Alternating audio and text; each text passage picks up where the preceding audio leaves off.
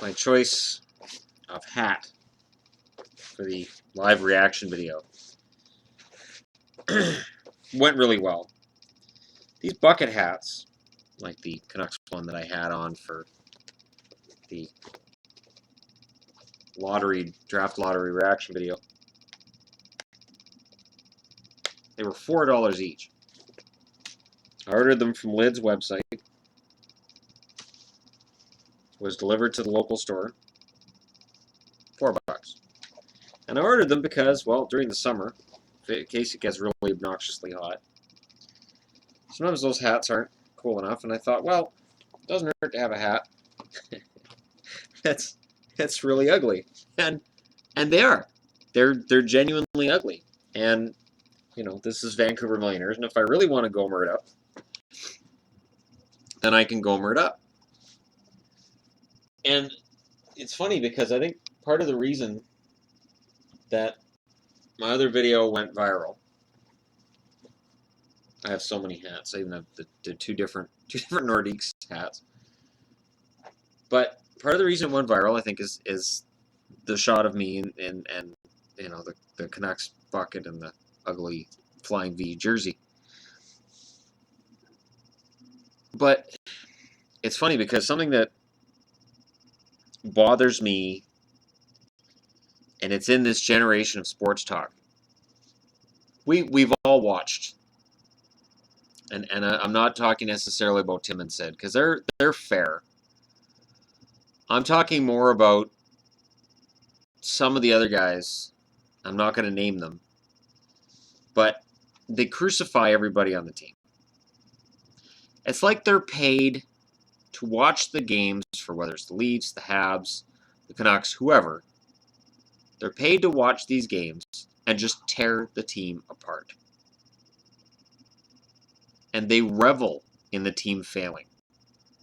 They almost seem upset when the team's doing well. So if a team's on a winning streak, their quote will be, yeah, they've been winning a lot of games lately, but really, there are a lot of underlying numbers that have management concerned. And if you look at the play of, insert name of a player here, they really haven't been playing well lately. And there's a lot of concern internally that this is going to turn on them quickly. And that if they lose one, it could turn to 4 and 6. And this could really, their record is defying logic at this point.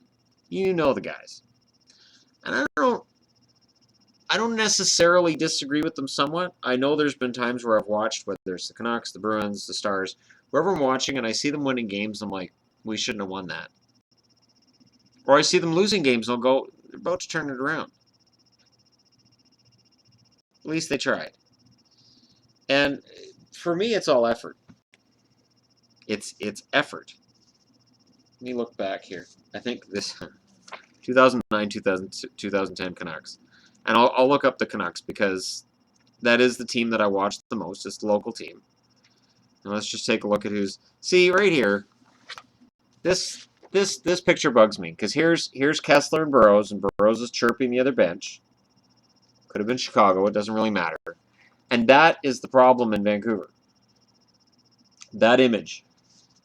The Canucks have a team made up of douchebags. Canucks took a step forward last spring, defeating the St. Louis Blues in the first round before bowing out to Chicago Blackhawks in round 2. Rinse and repeat. And it turned ugly from there. Let's take a look at the forwards here. This was Bernier had 15 goals that year. I was never sold on Bernier. I never hated Steve Bernier. I just didn't think he was a top 6 forward. I wasn't upset when he left. Burrows, I always liked Burrows. Pavel Demitra was the most overrated signing the Canucks had in that era. Yannick Hansen, I like Yannick Hansen. I still like Yannick Hansen. When they talk about trading him because he's got a high trade value, no, he doesn't. He had a 20-goal season for an abysmal team that couldn't score. He's the only scorer we had, so by all means, trade him. You're not going to get a first-rounder for him. You're not going to get anything fantastic for him. You might as well keep him. He's going to sign a relatively low-price deal probably for another 3 years. Cody Hodgson. I liked Hodgson until I saw him play. And you could see it. You could see that he had a hard time keeping up with the NHL game. And when he got traded, everybody went nuts. Oh, they traded Cody. the world is coming to an end. This is going to come back and haunt us. Nope. Darcy Hordachuk, never liked him, never saw as a Canuck. I'm not saying this is not personally. These guys may be great personally, just never understood why Hordachuk was a Canuck. Ryan Johnson, great guy, couldn't score, couldn't put the puck in the ocean. Ryan Kesler, everybody who watches my videos will know my opinion of Kesler. Mason Raymond, my comment on Raymond was always the same. If his hands could catch up to his feet, he'd be unstoppable. And his career has been, I mean, it's probably at an end at this point, but it's too bad because Mason Raymond honestly is a pretty damn good forward. And anytime I play NHL games on the PS4, Raymond's one of the first guys I want because I know I can score at will with Mason Raymond. Because when I'm in control of the hands, as long as the feet go, I can score goals. Because everybody's a legend on NHL. Rick Rippon. Rippon, after his suicide, and honestly, you know, I understand the outpouring of love and respect from Canucks fans for Rippon. And he was a heart and soul guy. But he was never going to be an everyday NHLer.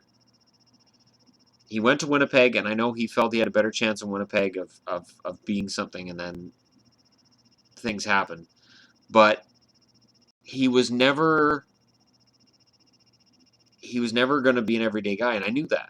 I respected what he did. I appreciated any points he put up because, honestly, I didn't, see him as a point producer. Michael Samuelsson, who had a career year his first year in Vancouver, but I knew it was a career year. And I expected it because I'm like, okay, Samuelsson's a right winger. He's coming in to play with the Sedins. They're Swedes. They've played international hockey together. They'll have the element of surprise that the other teams won't have them necessarily scouted as line mates for that first 20 games. They'll play great. And the Sedins, who are the most underrated stars in this generation. If they were Canadians, everybody loved them. But because they're Swedes, everybody hates them outside of Vancouver. The Sedins have been very active in the Vancouver community. With Children's Hospital, with charities. I've never heard a bad thing said about them when they're approached in public by fans. I have never seen anything said negatively about them by anybody, ever. They've never shit-talked a coach during their tenure or after they've been fired. When Tortorella came to town, everybody knew it was going to be a disaster. They still said, we support Tortorella and we look forward to him coming here. The Sedins are consummate professionals who've just never had the supporting cast to win a Stanley Cup. That's all it is. If the Sedins had been drafted in '99 by Detroit, Detroit still wins 3 Stanley Cups, and the Sedins are first ballot Hall of Famers because they would have been on the second line in Detroit where they belonged. Oh, that's going to be the school.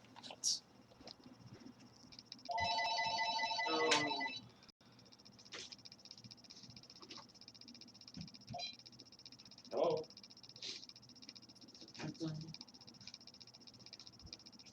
Oh.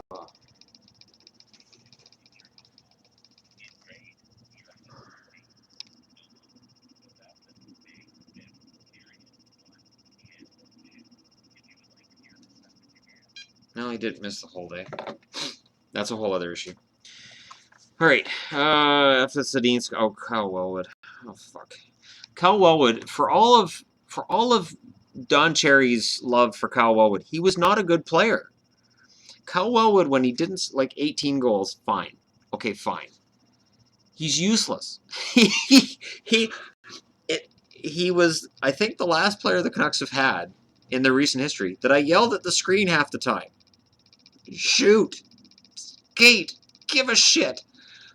The Canucks, you'd see after a loss, they'd be mad at themselves. Wellwood just still said that same dopey look. We lost. Let's go to Timmy's. I'll drive. Let's go to Timmy's. You think McDonald's is still open? Why are you guys so upset? Oh, I'll play again tomorrow. Oh, we're out? Oh. You want to go to Timmy's? Well, I mean, if we're out, we can all go to Timmy's, right? He didn't seem to give a shit. Didn't seem to care. Drove me nuts. There just never was a fire there when he played hockey. And I like to see that fire. I want to see a guy after they lose. You know, if you lose the Stanley Cup final, I want you to be the guy who stands on the bench, the losing player, and watches the other team skate around the ice with the Stanley Cup. And I want you to be angry. I want you to feed on that and bring that into next year's training camp. I don't want you to be the guy who skate around the ice. Hey guys, what's up? Everybody seems so down. Oh, I think we did pretty good. Yeah, I feel good about things. He never hit. He didn't like to get hit. Wellwood, I swear, guys would come up to him, and as soon as he think he was getting hit, take the puck, take it, don't hit me, just take it, take the puck, take it, it's yours, take it. But Don Cherry, he's a good Canadian boy, I tell you. No, Don, no, you're not watching. You're only watching the highlights when he scores goals. You're not watching the rest of the game. He only had 9 assists that year. We brought him in to be a playmaker. He only had 9 assists. 9.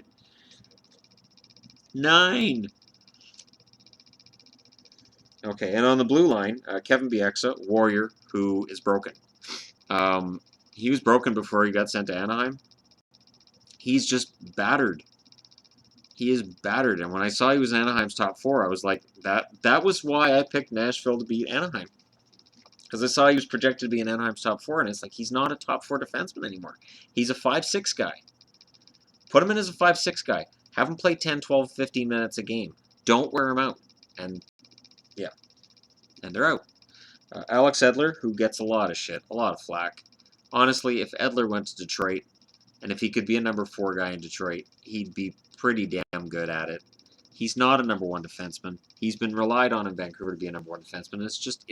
He's not the guy. Willie Mitchell, I love Willie Mitchell. He's a great player. If concussions have ended his career, it's a shame. But he's had a fantastic career. And I have nothing but respect for Willie Mitchell for everything he did in Vancouver. It was one signing that I know people said, oh, he doesn't score points. It doesn't matter. He doesn't need to score points. Shane O'Brien. Well, anyways. Sammy Salo. I loved Salo. Couldn't stay healthy. But when he was healthy, boy, what a shot. But Salo always injured. And he had a great sense of humor about it. And he cracked jokes all the time. And he was a great guy. Just, yeah. Nope. Goaltenders, Roberto Luongo, the best goaltender of his generation. Sorry, but he is. Vancouver fans diss him and shit all over him, but he is the best goalie of his generation. His numbers, his win totals for teams that are not contenders. Again, put Luongo in Detroit. This is always what I do. This is my number 1 comparison. Take a player, take his career, put him in Detroit, put him in Chicago. Add a couple cup rings to this guy. Is it going to change the conversation? Absolutely. The Detroit Red Wings won the cup as a team. So you add Luongo to their cup winners, they're not going to lose the cup. And it would be nice to see Luongo win a Stanley Cup. Just because it would make a lot of Canucks fans very angry. But I'm a typical Canuck fan according to some of the comments in that other video, the draft reaction. And the backup that year was Raycroft. And I was very upset at the signing of Andrew Raycroft at the time because his numbers were abysmal in Colorado. But he actually was a pretty good backup. And the funny thing is, when his numbers were okay, automatically, fans are like, we should play him more. You know, I think he might be better than Luongo. We could just trade Luongo and have Raycroft for a starter. And it's like, are Canucks fans really saying this? Like, are you really this stupid? Let's see. Prospects. The draft that year. Oh, what a waste. Jordan Schrader was first round. He's put together a decent run in Minnesota, and he might finally be the bottom 6 guy. A little bit in the mix. Second round, Anton Rodin, who the Canucks have inexplicably signed again this year. Jim Benning sees something I never did in him. Rodin, the Canucks were high on him when they drafted him, and they appear to be high on him again. I don't get it. I just don't. Kevin Connauton was the 3rd rounder that year. Connauton is serviceable. He's bounced around the league a bit. He's always going to be waiver fodder. If he could ever have an impact as a defenseman around the net, I think you'd have something. But I don't know if that'll ever happen. Like, if he could score, a few goals in the first 8 or 9 games of a year and maybe get power play time and entrench himself there, maybe, depending on which team it is. But I don't know if it'll ever happen. And then the rest of that draft, Jeremy Price, Peter Anderson, Joe Canada, Stephen Anthony. Canada is a goaltender in Utica. He likely will never play in the NHL. Serviceable. I've used him in NHL 16. I've used him in other NHL games. I've used him as my starter because goaltending in the NHL EA Sports franchise means nothing. Means nothing. Your goaltending in EA Sports games is better if you pick a nobody than if you pick a star goaltender. I don't know why, but that's how it is. But yeah, and then the Canucks prospects here, you've got Alexander Bolduc, serviceable frame, decent speed, offensive skills, no. Taylor Ellington, no. Michael Grabner, man, when he had that one good year in New York, all Canucks fans seem to want to just burn Mike Gillis in effigy. Grabner is nothing. In terms of and now he's a free agent this summer. I'm just scared that Benning will turn around and sign him. I'm terrified because he's a right wing. I'm terrified. If it happens, I'm gonna be in trouble. Daniel Rohini, who was traded for Ehrhoff. Prabarai, who never played. Jan Sauve. If he hadn't been run over by a car while in Vancouver, he might be an NHL defenseman right now. But after being run over by a car in Vancouver, his career went off the rails. And then, there's always talk about what happened to him. He got run over by a car. He's here for, I think it was the prospects camp, and he gets run over by a car. Fucking stupid Vancouver drivers. Probably some Vancouver driver listening to Neil McRae on Sports Talk. Yeah, those Canucks, I tell you. What happened? Stupid Canucks! Damn it! Getting in the way of my car. Cory Schneider's in this list here. Yeah, he was a pretty good goaltender. Whatever happened to him? Sergei Shirokov. Oh, God. I remember when Shirokov came up, and this was when Vigneault was still a coach, right? Vigneault was still a coach at this point.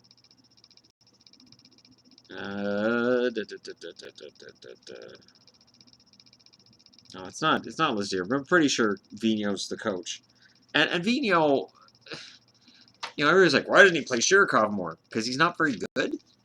Scored in the preseason. It's preseason. Oh, God, and there's Patrick White. Oh, God. White is an all-around prospect with no glaring holes in his game. The 20-year-old skates well and has good hands, but needs to fill out to compete in the pros. He projects as a second liner.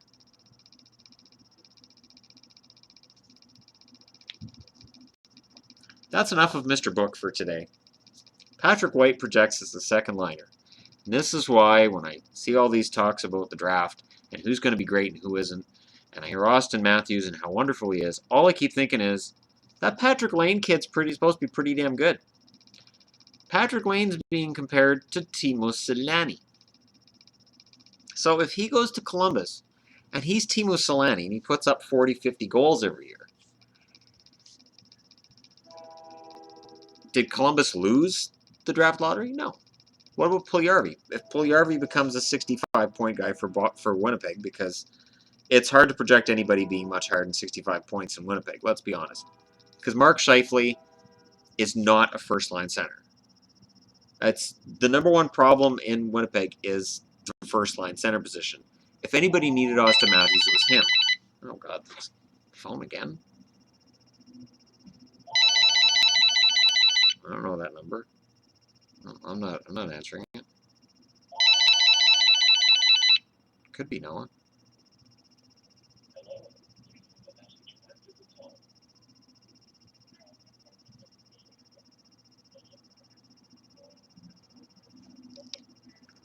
Oh.